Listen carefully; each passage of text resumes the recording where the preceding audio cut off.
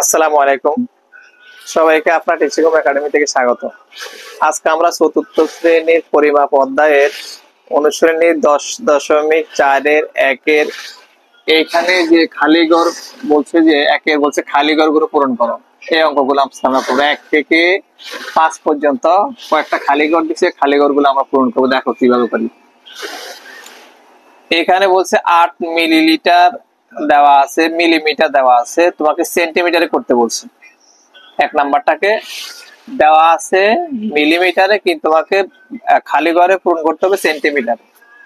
তাহলে আমরা এটাকে আমরা জানি একটু মুখস্থ, অনেকে এইভাবে ডাইরেক্ট মুখস্থ থাকলে লিখে থাকে, কিন্তু সেটা সুন্দর না। তুমি যখন এটাকে একটু ভেঙে করবা, জানবা, তাহলে এটা করতে তোমার জন্য সুবিধা হবে। আমরা লিখবো এরকম, আমরা জানি এখানে 8 মিলিলিটার দেওয়া আছে, 10 মিলি সমান 1 সেন্টিমিটার। এটা তোমাদের বইতে এই 126 পৃষ্ঠার আগে 124-25 পৃষ্ঠায় কত মিলিতে কত সেন্টিমিটার, কত কিলোমিটারে কত লিটার, এগুলো সব দেওয়া আছে, তোমরা একটু দেখে নিবা। তো 10 মিলিমিটার সমান 1 সেন্টিমিটার, এটা আমরা জানি, তোমাদের বইতে আছে। আর এখানে দেওয়া আছে 8 মিলিমিটার, তাহলে 8 মিলিমিটার সমান হবে 8/10 সেমি। তাহলে আমরা যদি একে ভাগ করি, ক্যালকুলেটর যদি ভাগ করি, তাহলে হবে কত? 8.0.8। আমরা এখানে করে দেখাই দিই তোমাদেরকে, তোমরা এইভাবে শিখে নিও। এখানে দেখো ভাগ যায় না, আমরা একটা 0 দিব, দিয়ে কত লিখবো? একটা 0 দিব। 8×10=80। তাহলে আমাদের এখানে আসলে কত? 0.8। তাহলে এই 0.8টাই মূলত এখানে হবে। তাহলে তুমি এইভাবে লিখতে পারো, সুতরাং দিয়ে 8 মিমি মানে মিলিমিটার সমান খালিঘর লিখে 0. যেটা আমরা পাইছি 0.8 সেমি, এইভাবে করে দিবা। এরপর দেখো 2 নাম্বারটা করবো আমরা। 2 নাম্বারে বলছে 4.2 কিলোমিটার সমান মিটারে চাইছে। তোমাকে খালিঘর পূরণ করতে হবে মিটারে।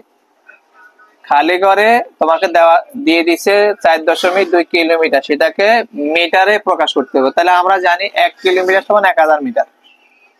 লিখবে বাবা, আমরা জানি 1 কিলোমিটার সমান, কিমি মানে কিলোমিটার, সঙ্গে কিলোমিটার সমান 1000 মিটার। এটা তোমাদের বইতে আছে, তোমরা পড়ে নিবা সেখান থেকে। আর এখানে কত কিলোমিটার আছে? 4.2 কিলোমিটার কিমি। তাহলে 1000কে যদি তুমি 4.2 দ্বারা গুণ করো, তাহলে গুণ করলে আসবে কত? অর্থাৎ 4200, অর্থাৎ 4200 মিটার আসবে। মিটার এখানে আমার জায়গা নাই, তাই আমি গুণ করে দেখাতে পারতেছি না, তোমরা গুণ করে একটু দেখে নিবা। এখানে আমরা গুণ করি, তোমাদের রাফ দেখাচ্ছি। দেখো এখানে যদি গুণ করি, একটু জায়গা লাগবে। দেখো 1000 4.2 দ্বারা গুণ করো, 200 200 200 2 কে 2, তারপরে 400 400 400 4 কে 4। তাহলে এখানে কত হলো? 0 0 0 আর কত 2 4, এক ঘর পর দশমিক, এক ঘর পর দশমিক। দশমিকের ডান পাশে শূন্যটা বাতিল হয়ে যাবে অটোমেটিক, সেজন্য 4200 আসছে। তাহলে এখানে তুমি সুতরাং দিয়ে যেটা লেখা আছে সেটা লিখতে পারবা। একটু অন্য কালি ব্যবহার করে দিচ্ছি যেন তোমরা বুঝতে পারো। এখানে সুতরাং এটা তুমি লিখতে পারো 4.2 কিমি সমান, এই খালি ঘরটা তুমি এখানে দিতে পারবা। খালি ঘর কত মিটার পাইছো তুমি? 4200 মিটার। ছোট ক্লাসে ক্যালকুলেটর ব্যবহার করার নিয়ম নাই, ক্যালকুলেটর ব্যবহার করলে তুমি বুঝবা না। তারপর তুমি শিওর হওয়ার জন্য দিয়ে আগে হিসাব করবা, তারপরে তুমি দেখে নিবা। 1000 গুণ যদি আমরা 4.2 দিই, তাহলে 4200 আসে। হ্যাঁ, ঠিক আছে, এটা গেল 2 নাম্বার। এবার দেখো 3 নাম্বারে কিন্তু 3টা অপশন দিছে। একটা দিছে তোমার 5.5 অর্থাৎ 45 4-5 লিটারকে প্রথমে মিলিলিটারে করব, তারপরে ডেসিলিটারে করব।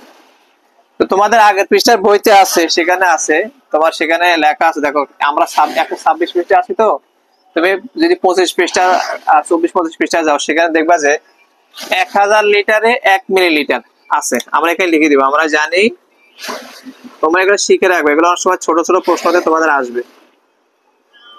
আমরা জানি 1000 লিটার সমান 5.45 মিলি।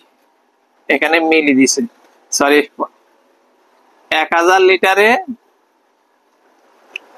আচ্ছা এটা মুছে দিচ্ছি। 1000 লিটার সমান 1 মিলি সমান 1000 লিটার মিলিলিটার চাইছে। এখানে কত লিটার চাইছে? এখানে আছে 5.45 লিটারে, আরো বেশি হবে নিশ্চয়ই। 5.45 1000, সরি 5.45 মিলি। 1000 লিটারে 1 মিলিলিটার। তো এখানে আমরা এখানে গুণ দেখা দিতে পারি। এখানে যদি তুমি গুণ করো, কিভাবে আসে দেখো, 1000 গুণ 5.45 গুণ করো। 5 এ 0 0, 5 এ 0 0, 5 এ 0 0, 5 একে 5, 4 এ 0 0, 4 এ 0 0, 4 এ 0 0, 4 একে 4। আরেকবার কাটো। 5 এ 0 0, 5 এ 0 0, 5 এ 0 0, 5 একে 5, 0 0, 5 আর 0 যোগ করলে 5, আর এখানে কত? আচ্ছা এখানে 5 এ 0 0 হবে, সরি 5 এ 0 0 0, 5 এর 5, 4 5, 1 2 2 ঘর পর দশমিক, 1 2 ঘর পর দশমিক। তো দশমিকের ডান পাশের শূন্যগুলো অটোমেটিক্যালি বাদ হয়ে যায়, সেটা লেখা লাগে না। এখানে আমার থাকে 54 50, 54 50, এটা মিলি পাইলাম, এটা মিলি। এত, অর্থাৎ 1000 লিটারে 1 মিলিলিটার। আমার এখানে দেওয়া ছিল 5.45 লিটার, সেটা হয়ে গেল মিলিলিটার। কিন্তু প্রশ্নতে আরেকটা কথা বলছে, এখানে ডেসিলিটারও চাইছে, তাইলে এখানে আমরা ডেসিলিটার লিখে দিব। এখানে দেখো ডেসিলিটার, তাহলে আমরা আরেকটা জিনিস জানি, 100 ডেসিলিটার অর্থাৎ 100 মিলিতে 1 ডেসিলিটার, 100 মিলি সমান 1 ডেসিলিটার। আমরা লিখবো 100 মিলি সমান 1 ডেলি, ডেলি মানে ডেসিলিটার সংক্ষেপে দিলাম।